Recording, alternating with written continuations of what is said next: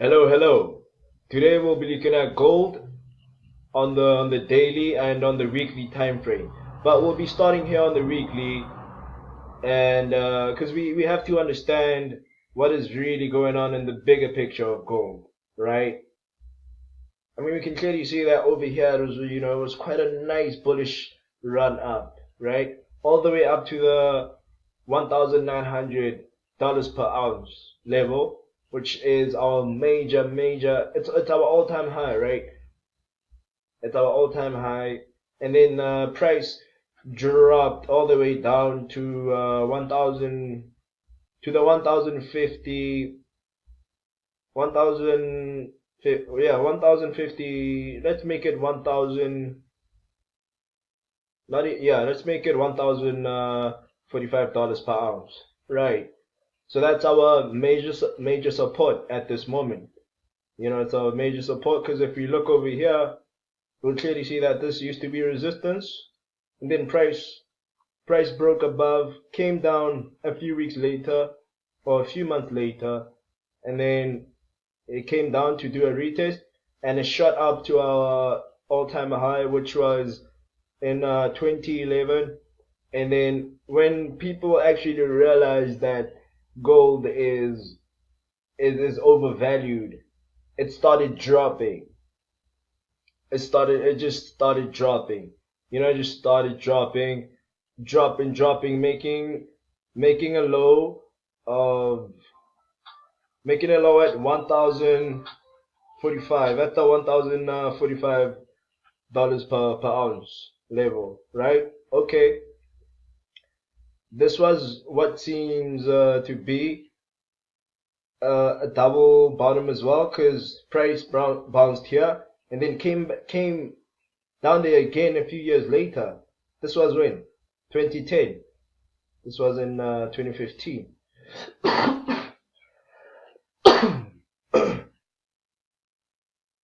Sorry about that. I have flu, but then it's okay. I'll be okay. It's that time of the year again where it's the change of seasons.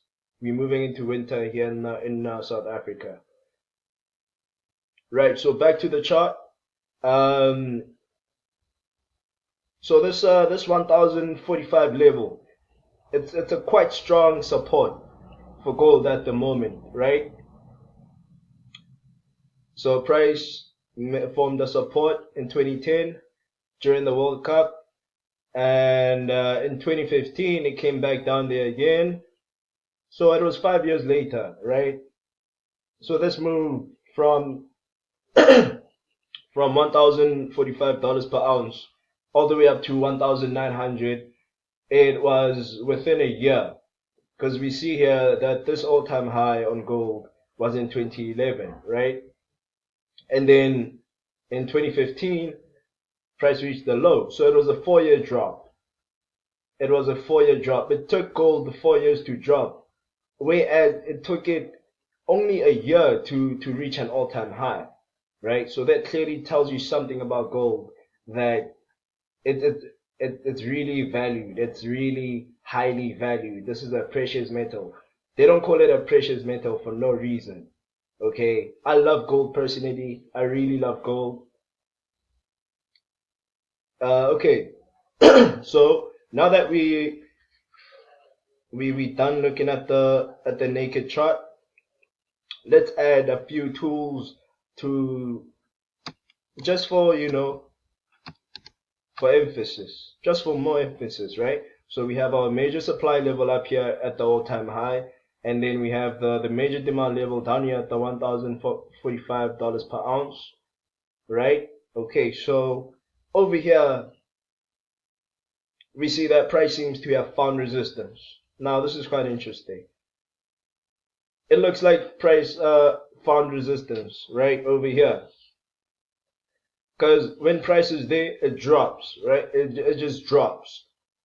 It drops, but then when it drops, it's not making any lower lows. It's making higher lows. Yet when it gets to the resistance, it drops. So that within itself is a pattern, right? It's a pattern. But we'll get to the pattern later. Let's focus on the horizontal support. and horizontal resistance. Right, so our short-term resistance over here, let's check the price. So it's 1,000, around 1,070 $75 per ounce, right? As long as gold is at $1,375 per ounce, right? Then we know that that's our local resistance, not really our major resistance. It's just hence I call it a pivot point, right? Because between the major demand and the major supply level, right? Between these two, in the middle, price seems to be ranging. Because any sort of pattern doesn't really matter if it's a descending pattern or if it's an ascending pattern. As long as it's a pattern, price is ranging. But then with each and every pattern, especially with the triangles, right before price reaches the apex, it has to break out, right? So speaking of triangles, let's speak of them and speak them into reality, right? Let's add our triangles and just see what sort of pattern this is on gold on the weekly time frame. Okay, okay. Let me just delete the string and I'll add it later on. I'll add it later on. Sorry about that.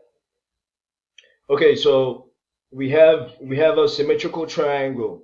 We have a symmetrical triangle here on gold on the weekly time frame, and every time, because if we look at the higher lows and at the lower highs, if we compare the two, we'll be able to see that the lower highs aren't really paying off as much as the higher lows, right? What I'm basically saying here is price takes a long time to drop compared to the rises of price. You know, like our 1 year bullish rally over here and our 4 year drop. So gold actually takes a long time to drop, but then it doesn't really take a long time to rally up, right? Okay, so with that being said,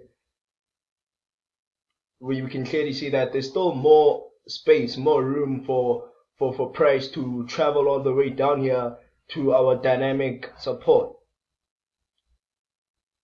There's still a whole lot of room for price to travel all the way down here, right? Because it made a tap at the dynamic resistance near our short-term resistance here by our pivot point, right? So price is dropping at the moment, and it's going for our dynamic support, right?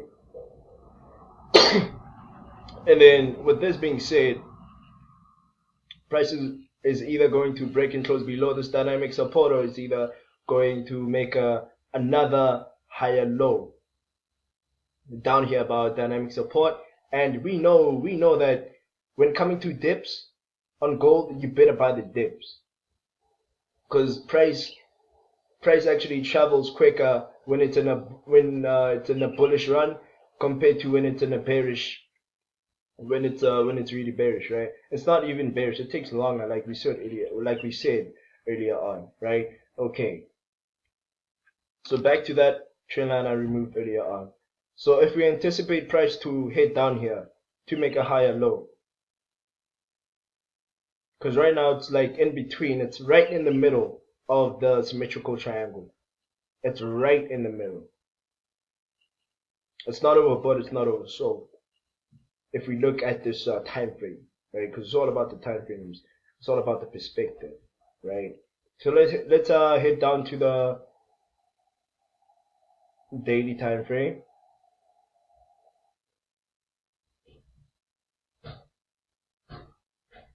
Zoom in a bit. Okay, that's good enough.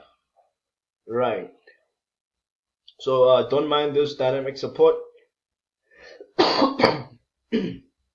It's our dynamic support on the on the weekly time frame. Yeah, so let's add our short term, because the daily is also short term compared to the weekly, right? So on our short term time frame here on the daily, let's add our tools to just see where price is heading and how will it travel when it will be heading down here to our dynamic support. Okay, so far we have a support, and price hasn't done a retest of this support. The reason why this is support is because it used to be resistance. Used to be resistance, price just broke above, never came down to do a retest. So price has finally, well, it seems like price, is receiving a chance and an opportunity to go down there to do a retest. Don't mind that arrow.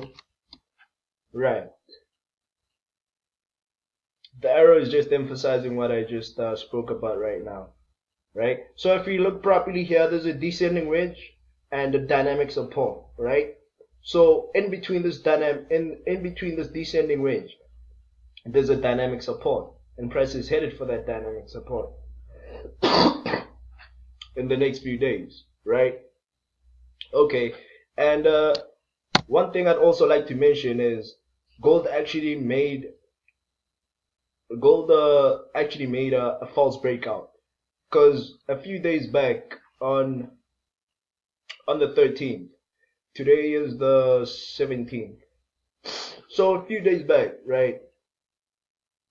The 13th was when? When was the 13th? 13th was Monday. So on Monday, gold had a bullish run, right? It just had a bullish run, and people thought that it broke above. So yesterday, when price was here on the dynamic resistance, people thought it was doing a retest. So a lot of people, they bought gold, right? Not really realizing that was just a false breakout, right? Because if you look properly, there hasn't been any type of breakout. There hasn't been any type of breakout, right? Price is still within this descending range, so it's headed down here to do a retest. And nice thing about this level down here is that it's a retest level, it's a horizontal support, and also it's a dynamic support of this descending wedge, right? So we can use this descending wedge to help us guide. It'll basically guide us through the journey of gold, right? But then we'll be looking at the weekly time frame, right? With the help of this descending wedge on the daily time frame. You see what I mean? So if there was something I mentioned in here, if you didn't understand something that I mentioned here, or if you'd like me to do an analysis on any currency pair, just mention it down in the comments, and I'll gladly do that for you. Thanks for watching.